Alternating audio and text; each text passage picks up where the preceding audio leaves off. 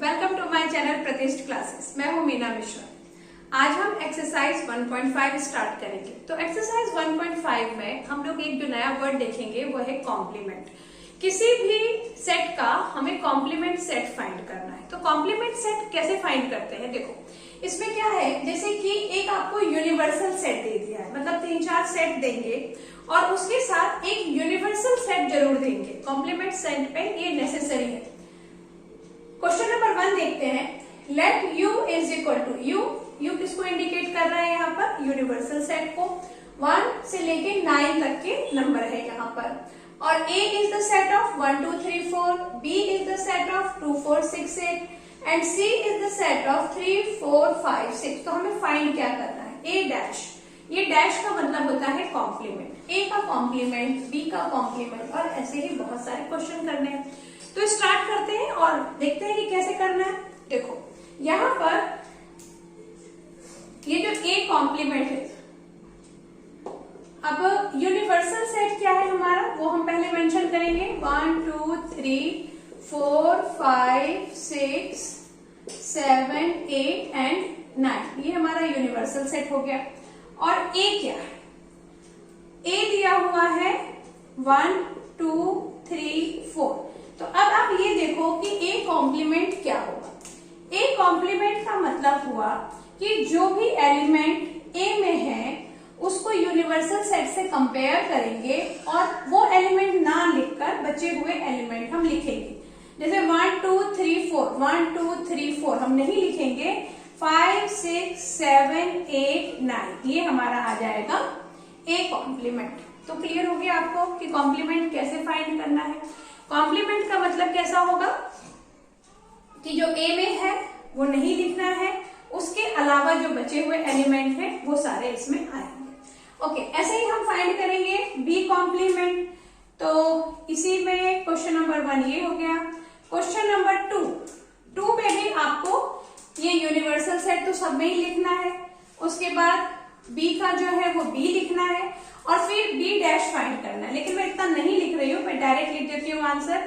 b complement क्या होगा, 2 4 6 8, 2 4 6 8 मत लिखो, 1 3 5 7 और 9 इतना लिख दो, ये b कॉम्प्लीमेंट हो गया। नेक्स्ट कौन सा है, a यूनियन c कॉम्प्लीमेंट। तो इसके लिए पहले क्या करना पड़ेगा, हमें a यूनियन c फाइंड करना होगा और फिर उसका कॉम्प्लीमेंट फाइंड करेंगे। मतलब कैसे कि पहले आप a यूनियन c फाइंड करो तो एक जो सेट बनेगा उस सेट में जो एलिमेंट है वो एलिमेंट उसके कॉम्प्लीमेंट में नहीं होंगे। तो क्या करना है, पहले a यूनियन c।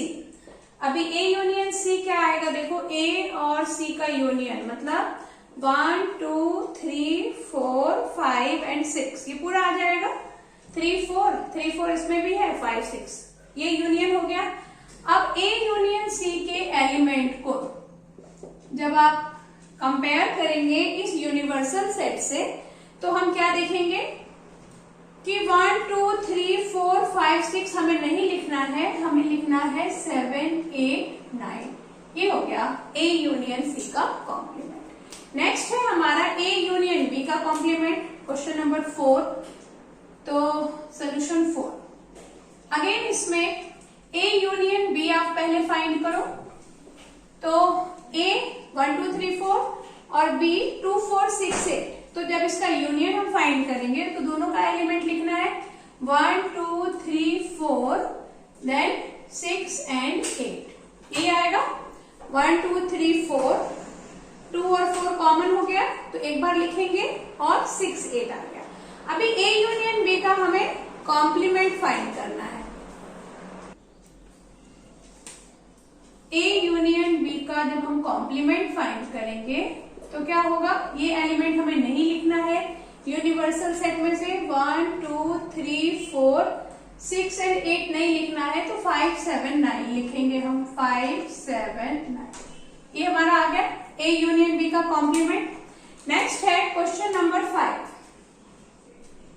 तो सोल्यूशन 5, इसमें आपको complement of a complement find करना है। तो किसी भी नंबर का कॉम्प्लीमेंट जब आप फाइंड करते हो ना तो वही सेट आता है। कैसे आएगा देखो, अभी क्या है, पहले तो ए कॉम्प्लीमेंट फाइंड कर ले हम। तो ए कॉम्प्लीमेंट क्या था हमारा, यहाँ पे हमने फाइंड किया था 5 6 7 8 9, 5 6 7 8 9, और इसी का वापस कॉम्प्लीमेंट, मतलब यूनिवर्सल सेट में से 5 6 7 8 9 हमको नहीं लिखना है, बचे हुए एलिमेंट लिखने हैं। तो बचे हुए एलिमेंट में क्या आएगा, 1 2 3 4, 1 2 3 4, तो ये क्या आ गया, ए आ गया, वही है। तो complement of any complement, complement of complement is equal to the set. जैसे कॉम्प्लीमेंट ऑफ ए कॉम्प्लीमेंट किया तो ए आएगा, कॉम्प्लीमेंट ऑफ बी कॉम्प्लीमेंट करेंगे तो बी आएगा। तो ये हो गया क्वेश्चन नंबर 5। अभी क्वेश्चन नंबर 6 देखो। तो इसमें आप देख रहे हैं कि b माइनस सी करना है और फिर उसका कॉम्प्लीमेंट फाइंड करना है। तो b माइनस सी, इससे पहले के एक्सरसाइज में हमने सीखा था कि b माइनस सी का मतलब क्या हुआ कि b में जो c के एलिमेंट हैं वो मत लिखो और बाकी सारे b के एलिमेंट सारे लिखो, लेकिन अगर c का कोई एलिमेंट उसमें है तो वो नहीं लिखना है। जैसे कि b में 2 4 6 8 है और c में 4 और 6 है जो b में भी है, तो 4 और 6 ना लिख के हम सिर्फ 2 और 8 लिखेंगे b माइनस सी। और जब हम इसका करेंगे कॉम्प्लीमेंट तो 2 और 8 को छोड़ के बाकी सारा कुछ यहां से कॉपी करेंगे तो वो आ जाएगा 1 3 4 5 6 7 एंड 9। तो देखा आपने, काफी आसान था, बहुत आसानी से आपको समझ में भी आ गया होगा। तो ये तो आप जानते ही हैं कि मेरा जो ये चैनल है ये आपकी टेक्स्ट बुक के हर एक क्वेश्चन का सलूशन आपको बताने के लिए ही बनाया है, तो इसलिए हम हर एक क्वेश्चन को सॉल्व करेंगे। तो क्वेश्चन नंबर 1 तो कंप्लीट हो गया है। अभी देखते हैं आगे के क्वेश्चन।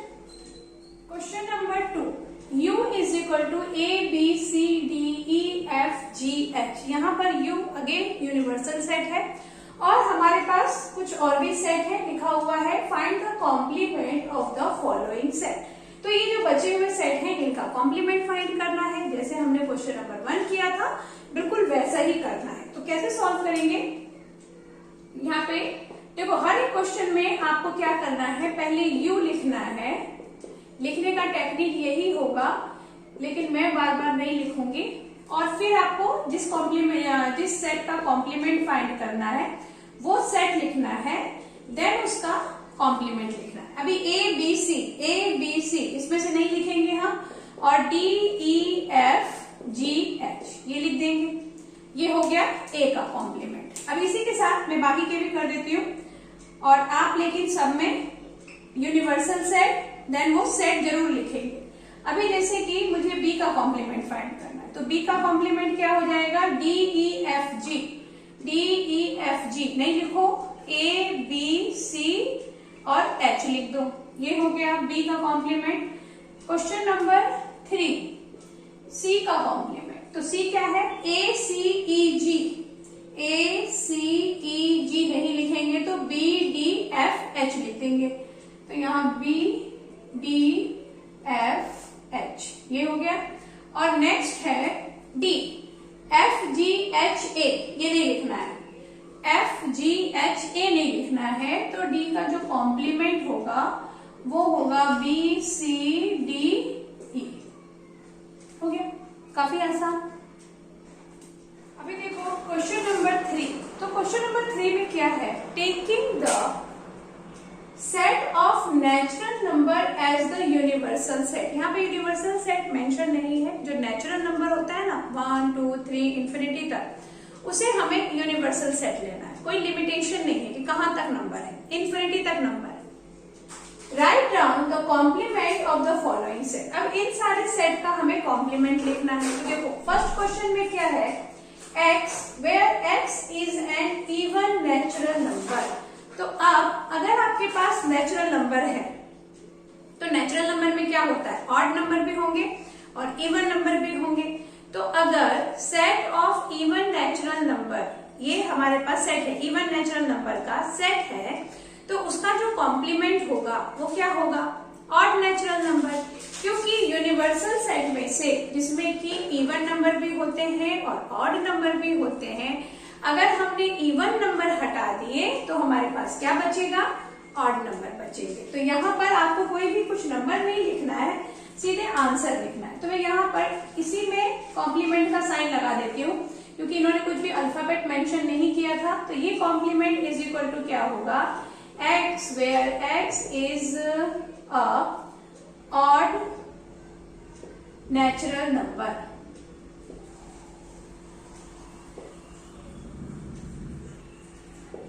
इवन नेचुरल नंबर है तो उसका कॉम्प्लीमेंट क्या होगा, set of odd natural number.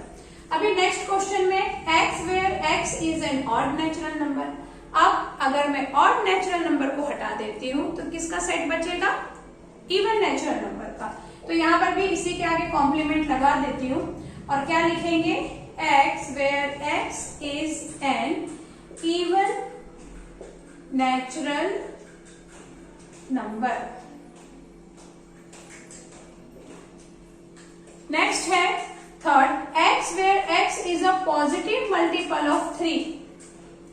Positive multiple of 3 मतलब कि 3 के मल्टीपल यानी 3 के टेबल में आने वाले नंबर का सेट है। तो इसका कॉम्प्लीमेंट क्या होगा, इसके कॉम्प्लीमेंट मतलब जो भी कॉम्प्लीमेंट होगा उसमें 3 का मल्टीपल तो होगा ही नहीं। 3 का मल्टीपल होगा लेकिन अच्छा वैसे भी ये नेचुरल नंबर का सेट है, तो नेचुरल नंबर में तो नेगेटिव नंबर होते ही नहीं है।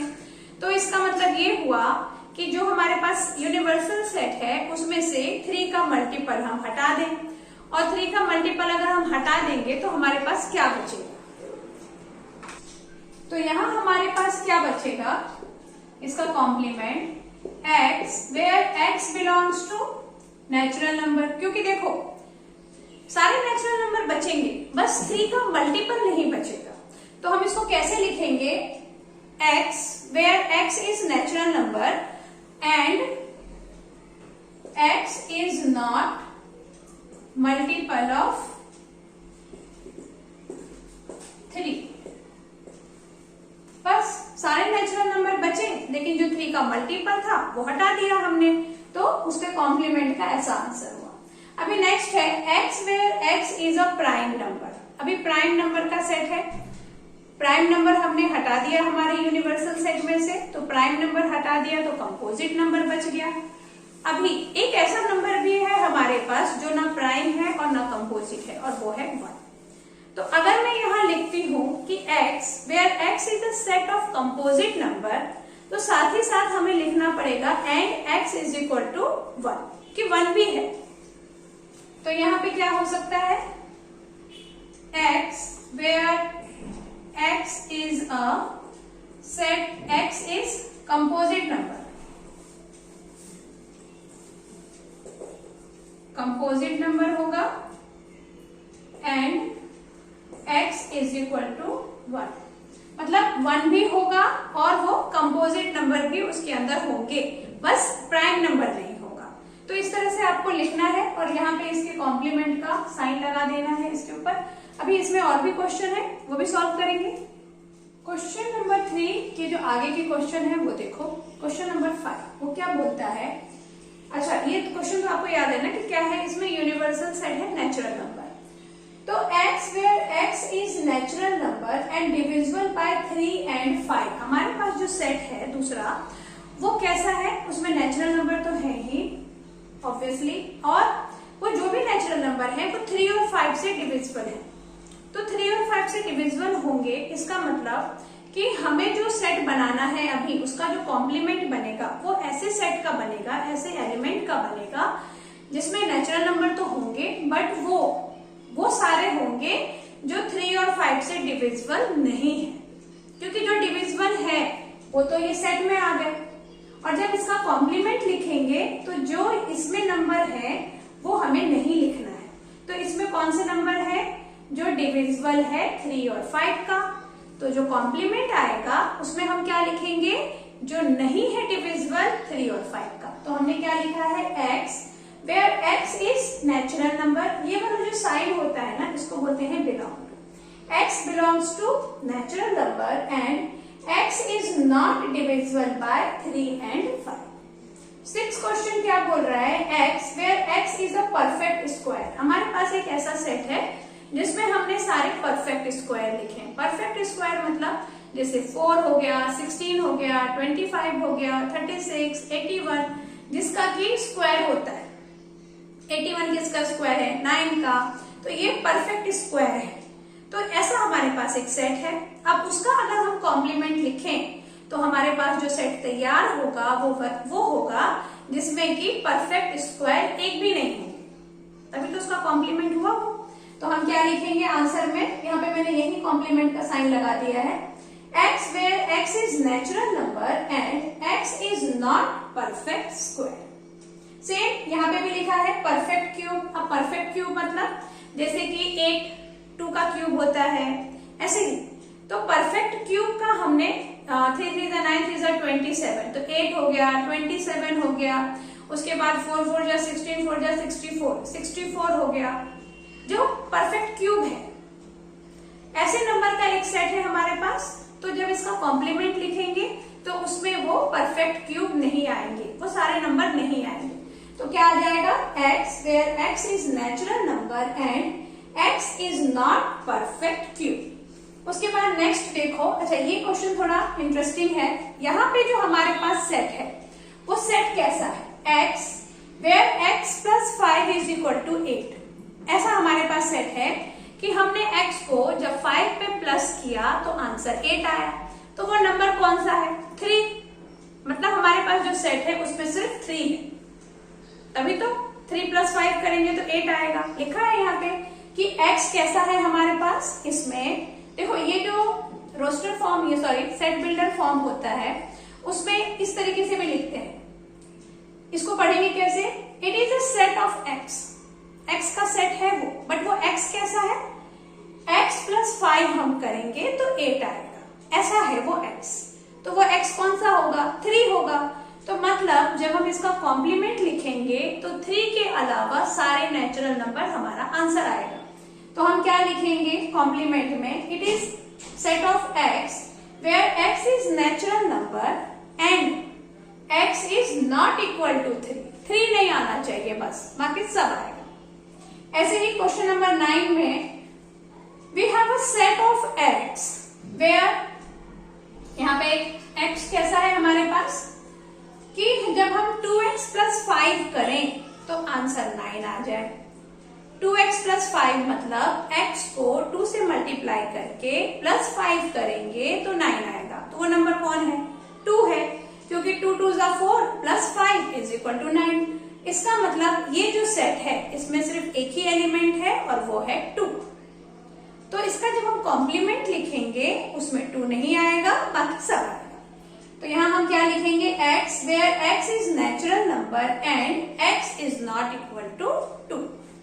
नेक्स्ट है 10, x where x is greater than and equal to 7। अभी greater than and equal to 7 का सेट है।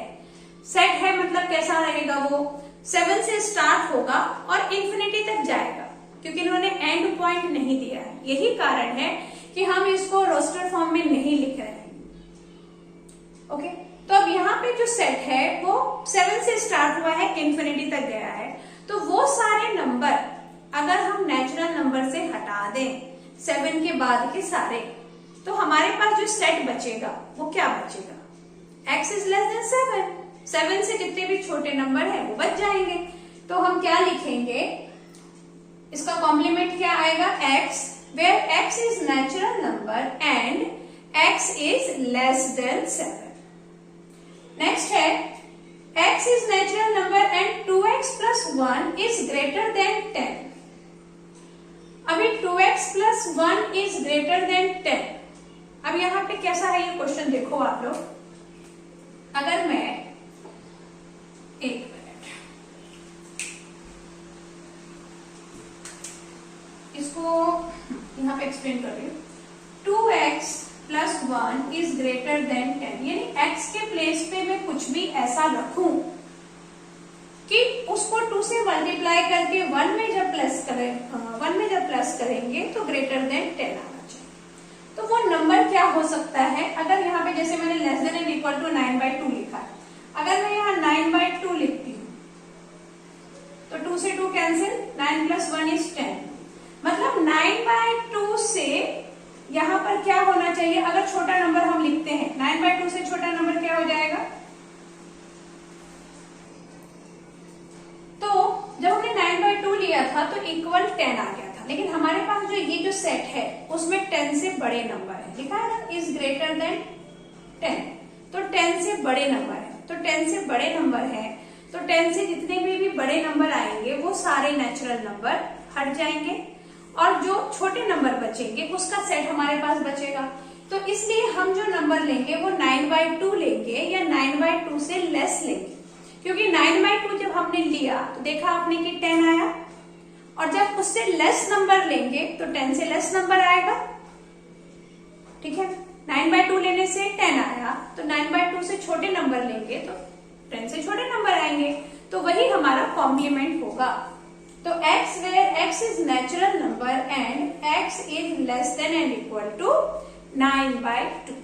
ओके, समझ में आ गया ये क्वेश्चन नंबर 3। अभी क्वेश्चन नंबर 4 देखो, इसमें भी हमारे पास एक यूनिवर्सल सेट है U और उसके एलिमेंट क्या है 1 2 3 4 5 6 7 8 9। उसके बाद तीन और सेट है कि दो और सेट है। A है जिसमें कि एलिमेंट है 2 4 6 8 और B के एलिमेंट है 2 3 5 7। और हमें प्रूफ क्या करना है, वेरीफाई करना है कि A यूनियन B का complement is equal to A complement intersection B complement. और ऐसे ही क्वेश्चन नंबर 2 भी है A intersection B complement is equal to A complement union B complement. तो पहला वाला जब हम प्रूफ करेंगे तो क्या लिखेंगे इसमें, स्टार्ट करते हैं। पहले तो हम यूनिवर्सल सेट लिख दें 1 2 3 4 डॉट डॉट 9 और फिर हम लिख दें A है हमारा 2 4 6 8 एंड B क्या है, B इज 2 3 5 7। और अब हम निकाल लें इसका यूनियन, क्योंकि पहले हम यूनियन निकालेंगे और तभी उसका कॉम्प्लीमेंट निकलेगा। तो A यूनियन B क्या आ जाएगा, इन दोनों को मिक्स करके 2 3 4 5 6 7 एंड 8। तो अब आप देखो कि A यूनियन B का कॉम्प्लीमेंट, अच्छा इसमें एक चीज और है कि जब हमने A फाइंड किया तभी हमें इसका A कॉम्प्लीमेंट भी फाइंड कर लेना था, खैर वो हम नीचे कर लेंगे। A यूनियन B का जो कॉम्प्लीमेंट है वो क्या है, इसमें से ये हटा दो 2 3 4 5 6 7 8 हटा दिया तो बच गया 1 एंड 9 बच गए। ओके, और अब ये तो हमारा हो गया लेफ्ट हैंड साइड, इसको 1 नाम दे दो।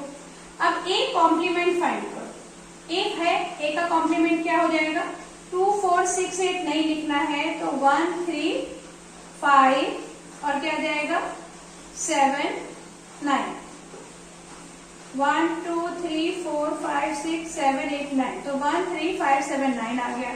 और B का कॉम्प्लीमेंट क्या आ जाएगा, B का कॉम्प्लीमेंट आ जाएगा 2 3 5 7 नहीं लिखना है तो 1, उसके बाद 4, फिर 6, फिर 8 और 9, ये आ गया B का कॉम्प्लीमेंट।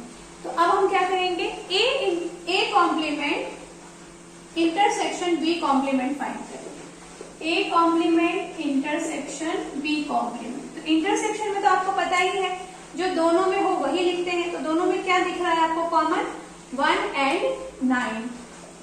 तो अब इक्वेशन 2, 1 और 2 को जब हमने देखा तो हमें क्या पता चला, हम यहाँ लिख देंगे फ्रॉम 1 एंड 2 क्या देखा हमने कि A union B complement of A union B is equal to A complement intersection B complement. ये हो गया वेरीफाई।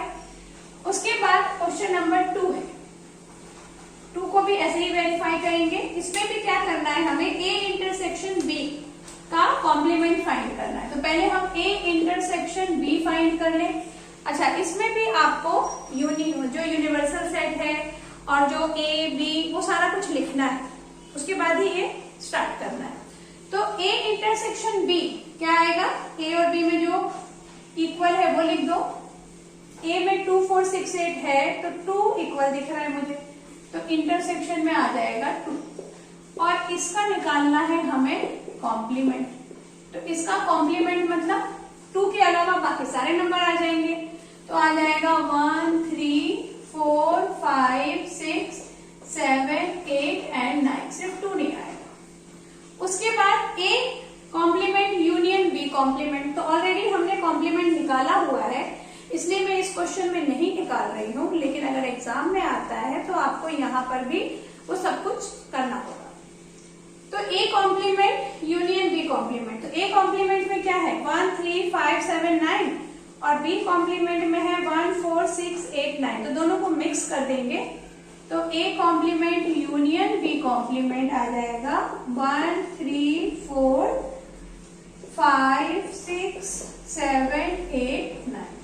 और अगेन 1 और 2, इसको अगर हम 1 नाम दे दें और इसको 2 नाम दे दें और हम यहाँ लिख दें फ्रॉम 1 एंड 2, क्या ऑब्जर्व किया हमने कि A intersection complement of A intersection B is equal to complement of A union complement of B. तो क्लियर हुआ आपको कैसे सॉल्व करना है। इसके बाद वेन डायग्राम है क्वेश्चन नंबर 5, वो देखते हैं। क्वेश्चन नंबर 5 में देखो, draw appropriate Venn diagram for each of the following. अभी ए यूनियन बी डैश, इसके लिए हमें वेन डायग्राम बनाना था, तो ये मैंने पहले से बना दिया है, मैं आपको एक्सप्लेन कर देती हूँ।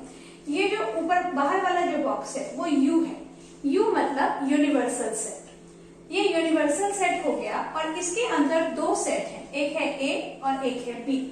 ए और बी 2 अलग अलग सेट हो गए और ये जो इस तरह से बनाया है, इसका मतलब ये हुआ कि कुछ एलिमेंट हैं जो दोनों में कॉमन है। तो ए और बी ये 2 अलग अलग सेट हो गए जो किसके सबसेट होंगे, इस यूनिवर्सल सेट के सबसेट होंगे। तो इस तरह से हमने उसके अंदर इसको बनाया है। अब यहाँ देखो ए यूनियन बी क्या होगा, पहले हम ए यूनियन बी फाइंड करेंगे। तो ए यूनियन बी का मतलब कि जो ए में भी है और बी में भी है, मतलब इतना जो पार्ट आएगा वो ए यूनियन बी का आएगा, इन दोनों को मिला के ए यूनियन बी। तो ए यूनियन बी का जो कॉम्प्लीमेंट है वो क्या होगा, ए यूनियन बी का कॉम्प्लीमेंट मतलब इस यू में से अगर इतना हटा दें तो जो बचेगा वो ए यूनियन बी का कॉम्प्लीमेंट। क्लियर हो गया, क्योंकि ए और बी को मिक्स करके तो यूनियन बनेगा और जितना यूनियन में है उतना हटा दिया तो वो कॉम्प्लीमेंट में आ गया।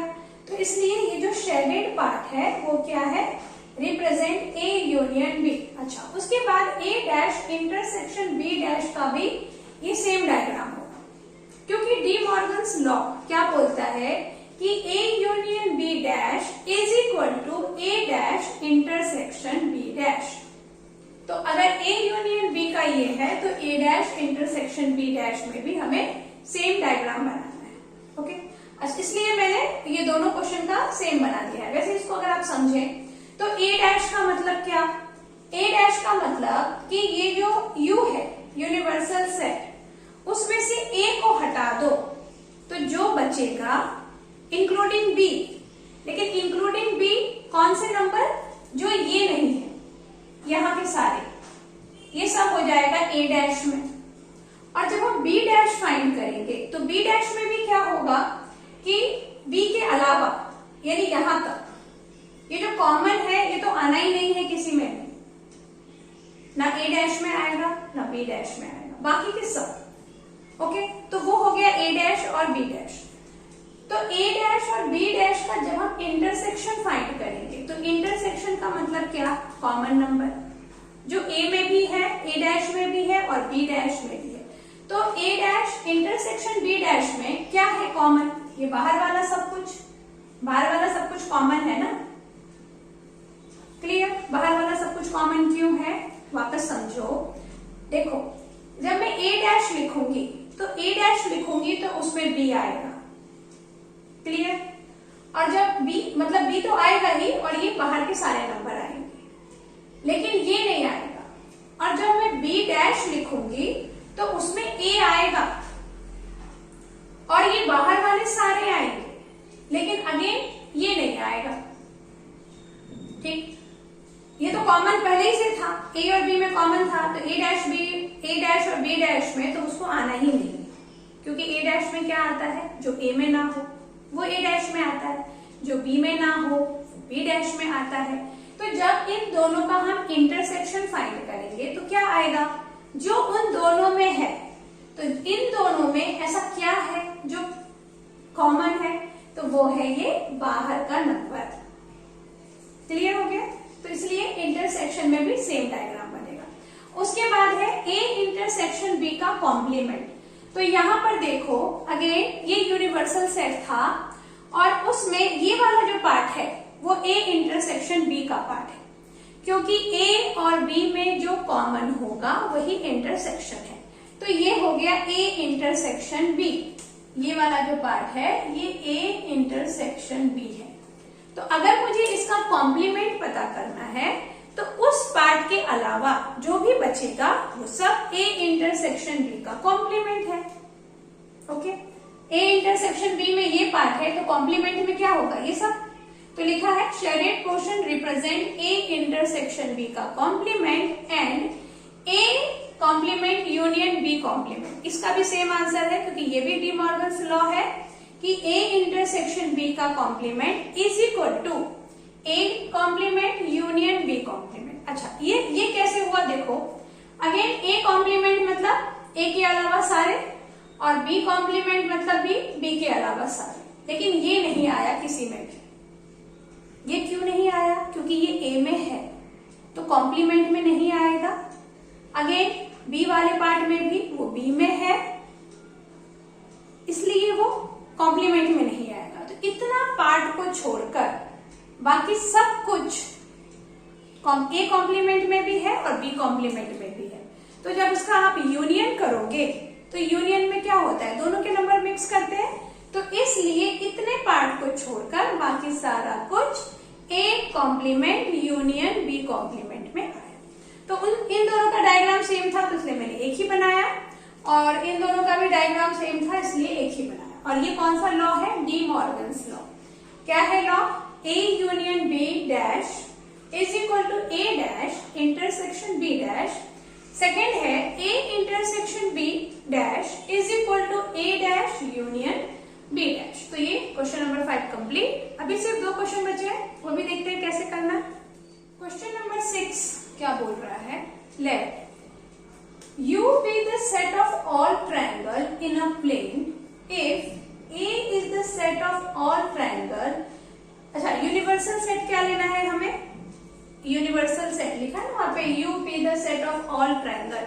यूनिवर्सल सेट है, उस सेट में सारे ट्रायंगल है, जितने टाइप के भी ट्रायंगल आप जानते हैं वो सब है हमारे पास यूनिवर्सल सेट। एक दूसरा सेट है A, और उसमें क्या है, A is the set of all triangles with at least one angle different from 60 degree. जो A सेट है उसमें भी सारे ट्रायंगल हैं, लेकिन ऐसा एक भी ट्रायंगल नहीं है जिसमें कि एक भी एंगल 60 डिग्री हो।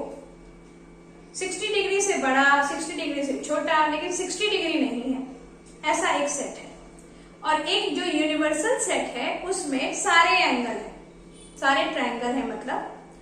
तो ए कॉम्प्लीमेंट क्या होगा, अब आप देखो कि ए में हर टाइप का ट्रायंगल है, बस 60 डिग्री एंगल वाला नहीं है, एक भी 60 डिग्री नहीं होना चाहिए। तो जो हमारा ए डैश बचेगा उसमें क्या होगा, उसमें वो ट्रायंगल होंगे जिसके एंगल क्या हो, 60 डिग्री हो। तो 60 डिग्री अगर एंगल होता है तो क्या होगा, वो हो जाएगा इक्विलेटरल ट्रायंगल, क्योंकि इक्विलेटरल ट्रायंगल ही ऐसा होता है कि तीनों हो 60 डिग्री, तीनों ही 60 डिग्री होगा। और ए में क्या है, ए में ऐसा एक भी एंगल नहीं है जिसमें कि 60 डिग्री मेजरमेंट हो, ठीक है। तो इक्विलेटरल ट्रायंगल का जो सेट बचता है जिसमें तीनों ही 60 हैं, वो हमारा ए डैश आएगा। तो बस यहां लिख दिया, A dash is the set of all equilateral triangle. ये क्लियर हुआ आपको। उसके बाद क्वेश्चन नंबर 7 में बोल रहा है fill in the blanks to make each of the following a true statement. अभी सबको ट्रू बना लेना है। तो ए यूनियन ए डैश क्या होगा, ए यूनियन ए डैश होगा यूनिवर्सल सेट। यू क्या रिप्रेजेंट कर रहा है? Universal set. क्यों ऐसा? देखो यू, अभी मैं यहाँ पे एक एग्जांपल देके आपको समझाती हूँ कि मान लो यू में मेरे पास है 2, 3, 4 और ए में मेरे पास है 2 और ए डैश में क्या हो जाएगा? 3 और 4 हो जाएगा। तो जब मैं इन दोनों का यूनियन करती हूँ तो क्या आ जाएगा? 2, 3, 4 पूरा आ गया, यानी वापस क्या बन गया? यू बन गया। ऐसे ही 5 डैश इंटरसेक्शन ए। अभी 5 डैश मतलब 5 मतलब उसमें कुछ भी नहीं है। ओके, 5 मतलब क्या? एम्प्टी सेट का कॉम्प्लीमेंट, यानी सब कुछ रहेगा और इंटरसेक्शन ए के साथ उसका इंटरसेक्शन होना है। तो अगेन आप ये समझो कि ये जो यू है यूनिवर्सल सेट है, तो 5 डैश में क्या आएगा? 5 डैश में 2, 3, 4 आ जाएगा। ओके, ए में तो 2 है ही, और इन दोनों का जब मैं कॉम्प्लीमेंट फाइंड करूंगी तो आंसर आएगा ए, क्योंकि एक ही तो नंबर है जो दोनों में कॉमन है। 5 डैश में यूनिवर्सल सेट आ गया, क्योंकि 5 एम्प्टी सेट होता है, तो एम्प्टी सेट का अगर कॉम्प्लीमेंट होगा तो वो पूरा का पूरा जो यूनिवर्सल सेट है वो आ जाएगा। और ए तो हो गया अपना ये सेट, तो दोनों का जब आप इंटरसेक्शन करोगे तो आपको ए ही मिलेगा। ओके, उसके बाद है ए इंटरसेक्शन ए डैश 5, ये तो होना ही है, क्योंकि जो ए में होता है वो ए डैश में होता ही नहीं, तो दोनों का आप इंटरसेक्शन करोगे 5 आना चाहिए। उसके बाद है U dash intersection A is equal to 5। अभी यू डैश मतलब क्या? एम्प्टी सेट, क्योंकि यू तो यूनिवर्सल सेट है, यूनिवर्सल सेट का कॉम्प्लीमेंट मतलब कुछ भी नहीं, खाली ब्लैंक 5, और 5 और ए का जब मैं इंटरसेक्शन फाइंड करूंगी कुछ भी कॉमन नहीं आएगा और वो आ जाएगा 5। तो एक्सरसाइज 1.5 कंप्लीट हो गया है, आपको समझ में जरूर आ गया होगा, सारे पॉइंट्स क्लियर जरूर हो गए होंगे। और अगर कुछ भी डाउट है, कुछ भी सजेशन है तो आप कमेंट सेक्शन में लिख सकते हैं, मेल कर सकते हैं, इंस्टाग्राम पे मैसेज कर सकते हैं, और आगे की जो एक्सरसाइज है वो हम लोग नेक्स्ट लेक्चर में डिस्कस करेंगे। Thanks for watching.